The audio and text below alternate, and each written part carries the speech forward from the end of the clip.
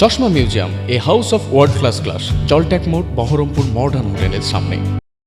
মধ্যরাতে শামশেরগঞ্জ থানা পুলিশের পৃথক দুটি অভিযানে বড়সড় সাফল্য মিলল।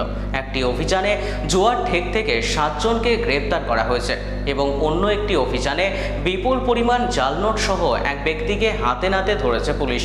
গোপন সূত্রে খবর, গভীর রাতে শামশেরগঞ্জের চাঁদনি দোহা এলাকার একটি আমবাগানে অভিযান চালায় পুলিশ।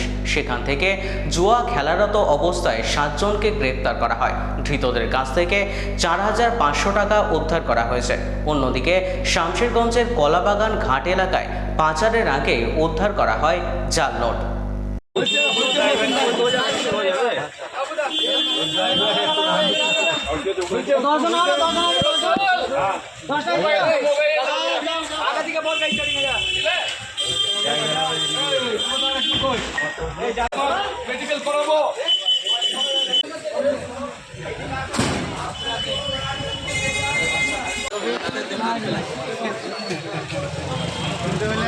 দাঁড়িয়ে